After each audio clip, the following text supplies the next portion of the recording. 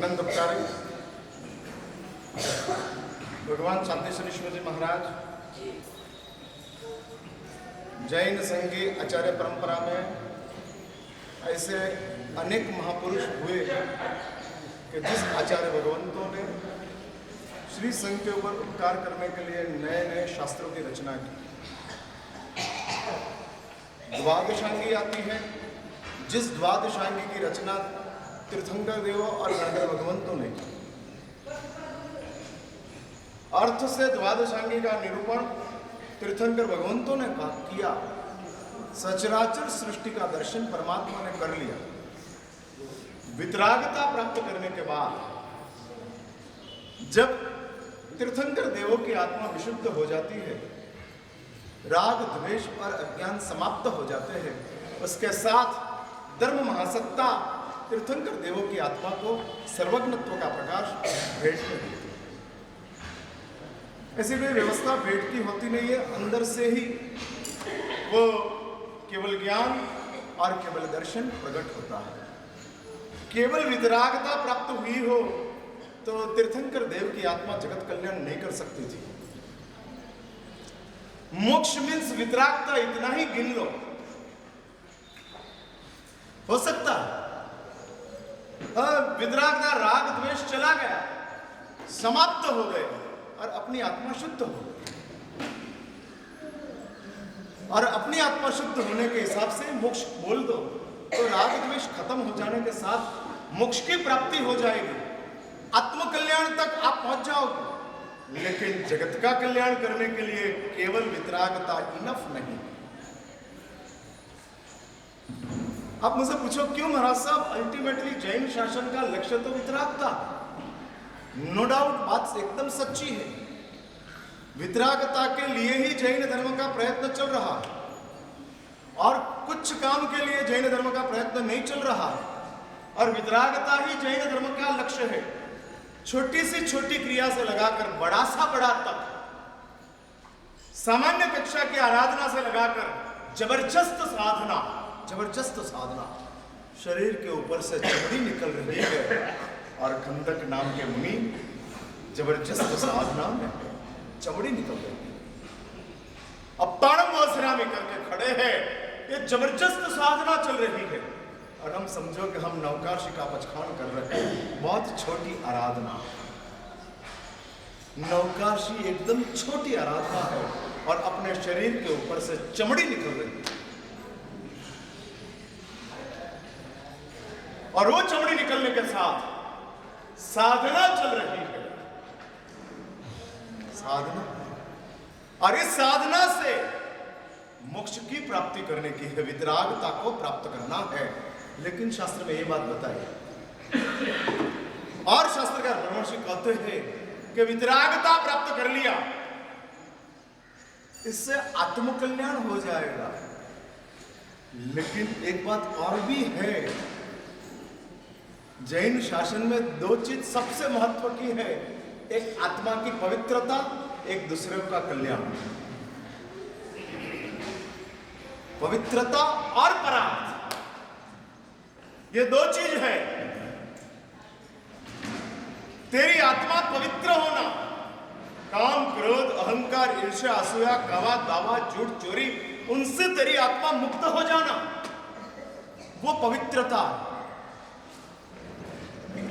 और ये पवित्रता की बात जैन धर्म बताता है। उसके साथ साथ जैन धर्म ये भी बताता है कि जितना मूल्य पवित्रता का है उतना ही मूल्य परार्थ का।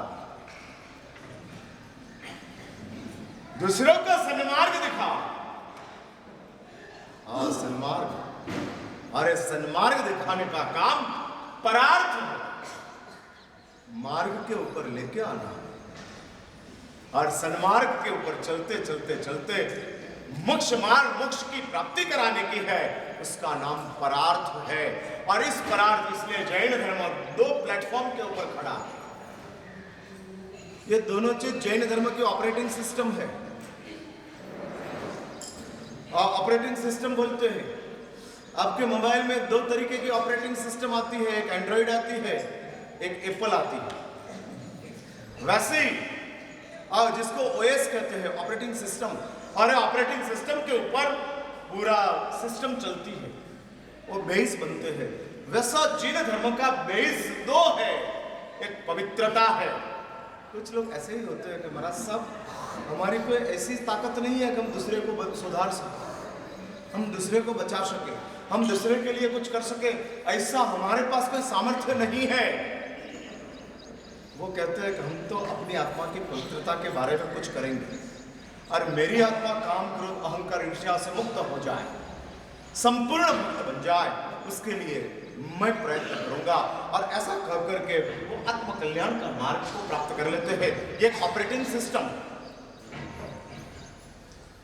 इनको जाकर आप पूछोगे भाई आप क्यों तप करते हो, क्यों जप करते हो, क्यों साधना करते हो, क्यों मंत्र जप करते हो, क्या उसका रीजन है, तो वो स्पष्ट कहेगा कि मुझे मेरी अपनी आत्मा का सदगति, समाधि और शुद्धि, उसको मुझे प्राप्त करना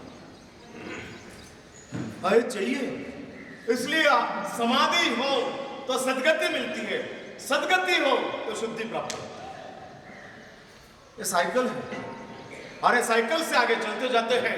और इसलिए शास्त्र में बताया है कि भाई इस संसार में जैन धर्म, उसकी दो ही बात है, या तो पवित्रता या तो परार्थ। दो चीज, उसके अलावा कि आप जैन धर्म का नाम लेकर कोई भी क्रिया करो, यदि पवित्रता के साथ उस क्रिया का हमारा संपर्क नहीं है तो वो अपनी ऑपरेटिंग सिस्टम में नहीं आता है।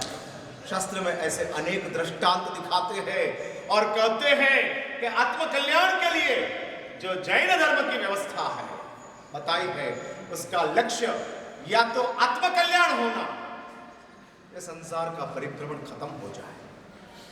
कितना भटकना, कितना, और हम भटकते रहे। और इसलिए शांतिदारस ग्रंथ में भगवान विजय जी महाराज कहते हैं, यदि भव ब्रह्म खेद परान्मुखम, यदि च चित्तम अनंत सुखान्मुखम, शृणुत तत्सदीह भावना मृतम रसमिमं शांत सुधारस। शांत सुधारस ग्रंथ का आरंभ में ही विनय विजय जी महाराज ये दोनों पंक्तियां मुखकर बताकर कहते हैं कि भाई यदि भव ब्रह्म खेद परान्मुखम, संसार का परिभ्रमण, उससे यदि हम थक गए, हम परेशान हो गए, हाय संसार का परिभ्रमण चल रहा है, भटकते रहो,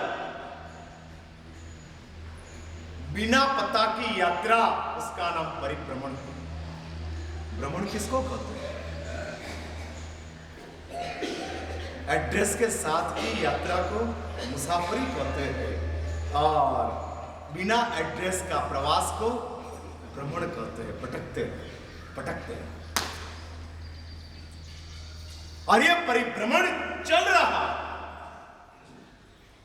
और ये भ्रमण से यदि हम थक गए, सबसे बड़ी बात है धर्म करने के पीछे का अपना उद्देश्य क्या है। धर्म पसंद है इसलिए करते हो, कि भ्रमण से थक गए हो इसलिए करते हो। दो सबसे बड़ी महत्व की बात है, धर्म पसंद है इसलिए करते हो,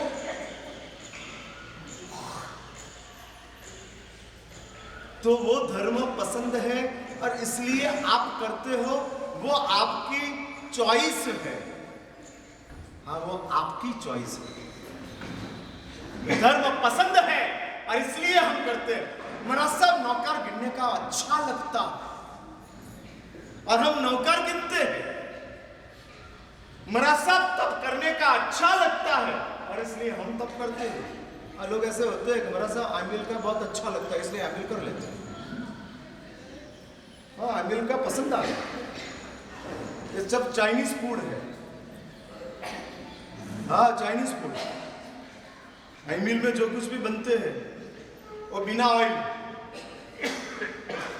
का बनते हैं, और इसमें जब मसाला वगैरह स्पाइसेस डालते हैं वो आइबिल में जो डालते हैं वही डालते हैं, इसलिए चाइनीज फूड मंचूरियन बनते हैं। हाँ, चाइनीज मंचूरियन बनते हैं। और इस मंचूरियन और आइबिल में बनता हुआ मुक्की दाल का डबका